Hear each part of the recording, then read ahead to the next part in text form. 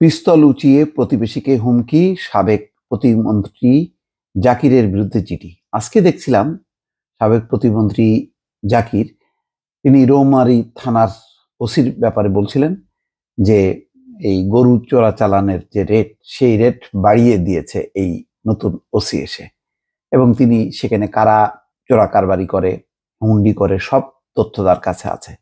তো তার এই বক্তব্য ভাইরাল হয়েছে। আজকেই আবার দেখছি যে তার বিরুদ্ধে থানায় জিডি হয়েছে। তো কি খবর সেটা সেটা হচ্ছে কুড়িগ্রামের রৌমারীতে জমি দখল নিয়ে সাবেক প্রতিমন্ত্রী জাকির হোসেনের বিরুদ্ধে পিস্তল উঁচিয়ে হুমকি প্রদানের অভিযোগ উঠেছে।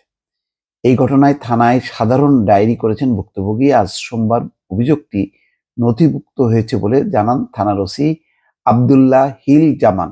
তার বিরুদ্ধেই বলা হচ্ছিল যে সে চোরাচালানের যেই গরুর চোরাচালানের রেট, সেই রেটটা তিনি বাড়িয়ে দিয়েছেন। এটা ব্যাপকভাবে ভাইরাল হয়েছে তার এলাকায়। আচ্ছা, এখানে ভুক্তভোগীর নাম আনোয়ার হোসেন, 54, তিনি উপজেলা রৌমারী গ্রামের বাসিন্দা এবং সাবেক প্রতিমন্ত্রীর প্রতিবেশী। অভিযোগে বলা হচ্ছে, সাবেক প্রতিমন্ত্রী জাকির হোসেন ক্ষমতার দাপট দেখিয়ে ভুক্তভোগী আনোয়ার হোসেনের পৈতৃক জমির 45% দখল করে নেয়। রোববার বেলা 11টার দিকে জাকির হোসেন লোকজন দিয়ে দখলকৃত জমির পাশে থাকা ভুক্তভোগীর বাকি জমিতে মাটি ভরাট করে দখল করার চেষ্টা করেন। খবর পেয়ে ভুক্তভোগী ঘটনাস্থলে পৌঁছে মাটি ভরাটে বাধা দিলে জাকির হোসেন ক্ষিপ্ত হন।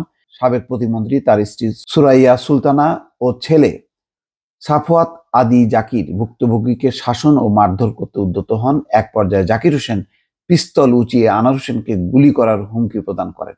চিঠিতে আরো বলা হয়, বিবাদীরা ভুক্তভোগী ও তার পরিবারের লোকজনকে রাস্তাঘাটে একা পেলে মারধরের হুমকি দেন এবং মামলা দিয়ে হয়রানির ভয় দেখান।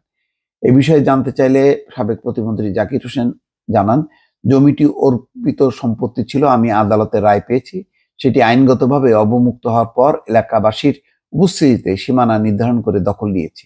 জমির দুই পাশে জনগণের চলাচলের রাস্তা রেখে সীমানা প্রাচীর দিয়েছি। প্রাচীরের নিচের ফাঁকা অংশে মাটি ভরাট করতে গেলে তারা বাধা দেয়। এ সময় রাগারাগি হয়েছে। এ সময় তারা আমাকে গালিগালাজ করেছে। পিস্তল উঁচিয়ে হুমকির অভিযোগ প্রসঙ্গে বলে, আমি দোতলায় ছিলাম, মেয়ে আমাকে নামতে দেয়নি, পিস্তল দেখাবে কি করে?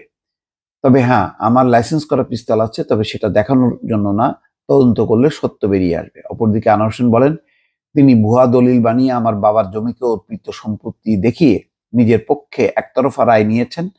মন্ত্রী থাকাকালে ক্ষমতার প্রভাব খাটিয়ে এটা করেছেন।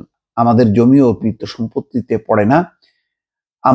আমাদের খাজনা খারিজ সহ সব বৈধ কাগজ আছে, কিন্তু তার ক্ষমতার কাছে আমরা টিকতে পারি না। তিনি আরো বলেন, জাকির হোসেন পিস্তল উঁচিয়ে গুলি করার হুমকি দিয়েছেন। তার মেয়ে বাধা না দিলে তিনি পিস্তল নিয়ে তেড়ে আসতেছিলেন। রৌমারী থানার ভারপ্রাপ্ত কর্মকর্তা আব্দুল্লাহ হিল জামান জানান, জিডি পেয়েছে, তদন্ত করে আইনগত ব্যবস্থা নেওয়া হবে। দর্শক, এই হচ্ছে কাহিনী। দেখা যাক কি হয়। ভালো থাকবেন। আল্লাহ হাফেজ।